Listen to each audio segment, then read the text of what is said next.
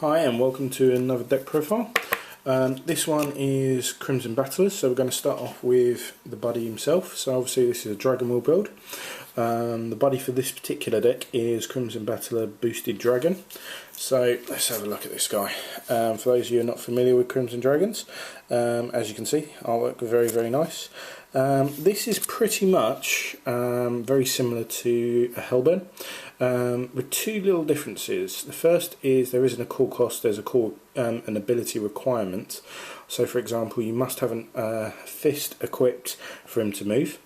The other little difference is he's 526 rather than the 626, but it is pretty much a free Hellbert with move and defense, because in this deck items are so important. You will be running a couple, which I'm about to show you. So starting with the items, the first one we run two of. This is one of the new ones in the new 100 series. This is Blazing Drago Fist Drago Burst. The core cost is 1 life. It has 5,000 attack, 2 crit.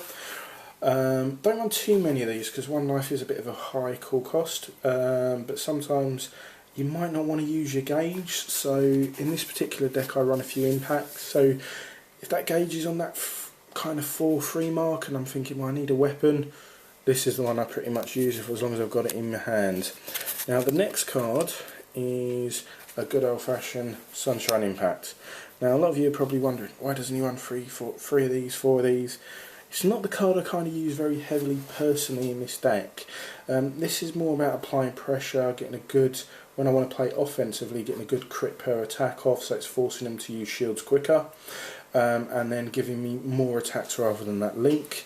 The only time I may use this with my buddy is literally if I've got a monster in the field that is just that little bit too much to cope with on an individual, or I just need that extra infinity power just to finalise that guy completely, get him gone. Now the next go-to is 4 of another new item, which is the Drago Blaze. So that's a Crimson Fist Drago Blaze.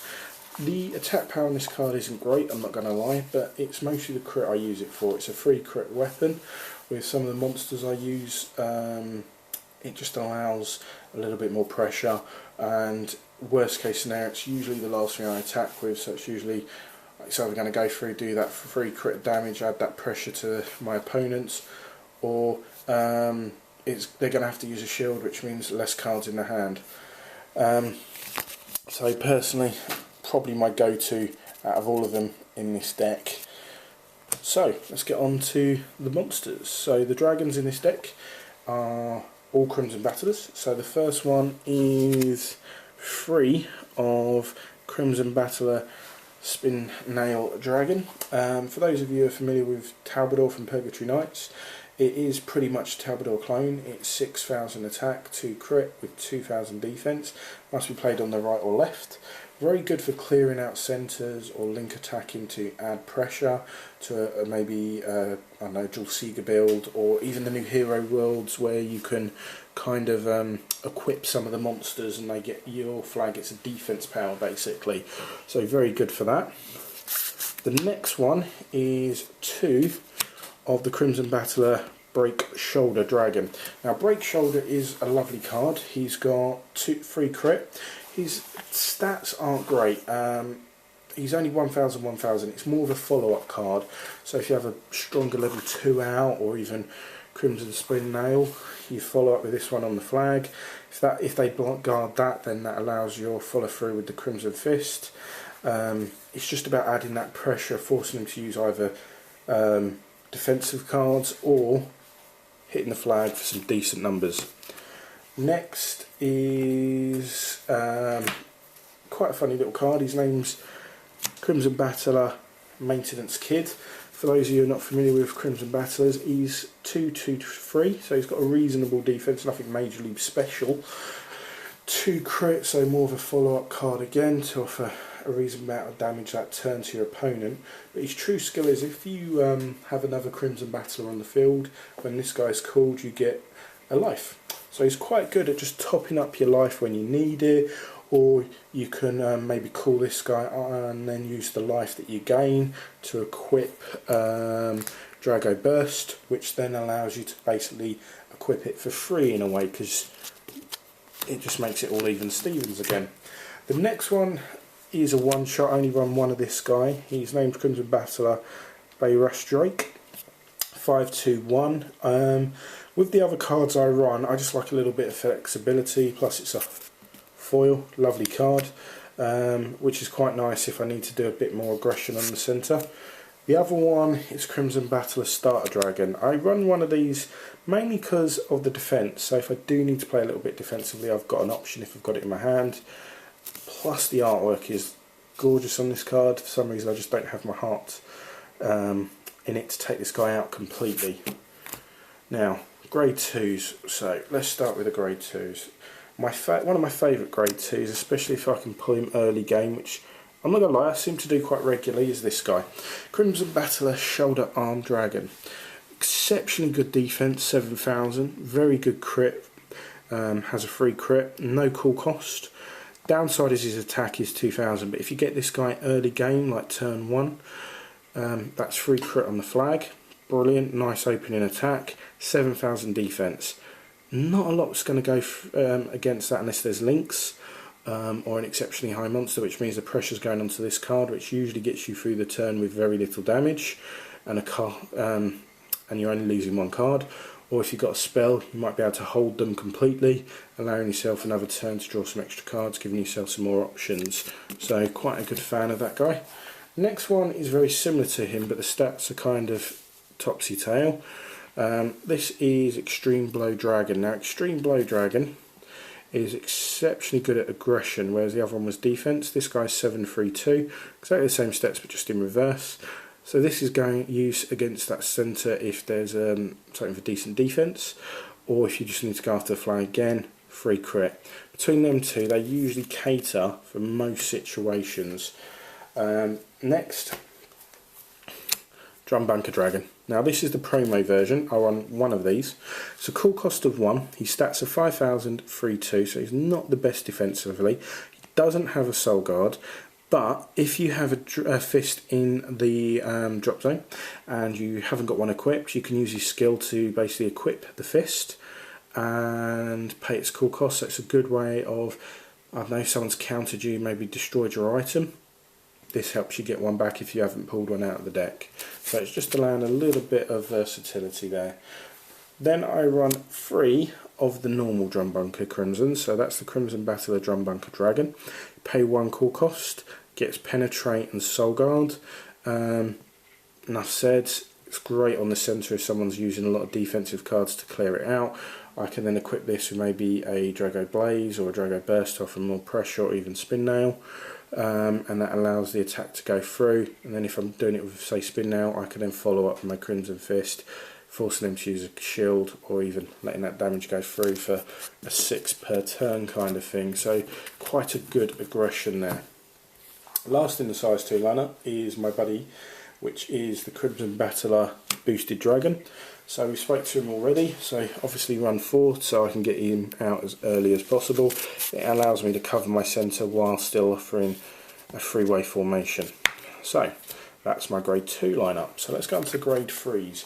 Now the first one I only run one of this guy, is Crimson Battler, first Crimson Chieftain, Greatest General. Now he's got a cool cost of 2. You put 2 Crimson Battlers from the drop zone into his soul, so it's quite good at playing it in the centre. Late game, maybe you haven't got many options, you can hold until you get some better cards, or he does actually offer quite a lot of pressure. I use him quite often against Sega builds because he has a free crit, basically Penetrate. So his stats are 7, 3, 4, so not the greatest defense, but you've got that soul guard. So against like the first 2 forms of Sega, he can, well, the first form of Sega shall I say, he can literally penetrate through their soul guard, then he can usually survive 1 round of attacks from them, and then follow up for another attack on the soul guard with the penetrate again. Just gets him down. It's not my go-to out of the grade 3 lineup I've got, but it is good for options. Next is probably my favourite grade 3 in this deck. Now this is the second Crimson Chieftain, Burning Full. This guy is awesome. His stats are 8,000 to 6, cool cost of 2. double attack. So not only do you do 2 attacks with this guy per turn, but if you have a fist equipped, he gains an extra crit. So that means if you have something like Drago Blaze, that's potentially 3 crit to the flag that turn, or if they've got 3 monsters out or 2 monsters out, you can literally obliterate their field. I will be honest, I seem to leave this guy as late as possible in the game so that I can then use that to do the pressure straight on the flag, and it seems to work quite well. So probably one of my more favourite cards, this one. So let's go on to spells. So spells, we have 2 Dragonic Gatebreakers.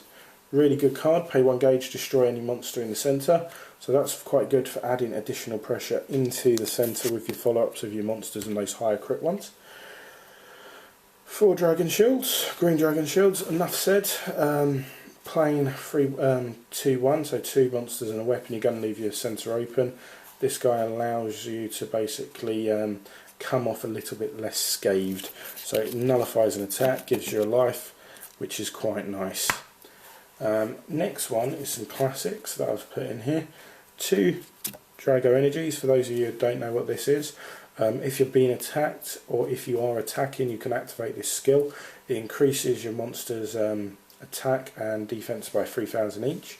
I use it more as a defense card because I like the idea that, say if I've got my buddy with a 6,000 defense, someone's attacking for 7 or 8, I can activate this card, he survives, but then I can give him counter attack and attack one of those monsters back. Clearing out one of their monsters on their own turn means that when it's my turn, a little bit less work to do. Quite like that. Most decks actually run 4 of these for Dragon World, but for some reason don't run as many spells in this deck because of the higher item cost, and it does need those items. Next is Wraith of Dragon. Another lovely card. Counter can be used both offensively and defensively. Gives 6,000 when in battle. So you can't use this if you've got a spell that's trying to destroy your monster to increase its stats. But basically, if you've got a very low powered monster like Maintenance Kid in this deck, only a couple of thousand attack power, you can add this to it, cranks him up, and then all of a sudden you've got a bit more aggression from a card you wasn't expecting. On the other hand, with my buddy, if I've got a link attack where they're trying to close me down, I can use this card, crank up his defense against that to 12. Not a lot going through that turn.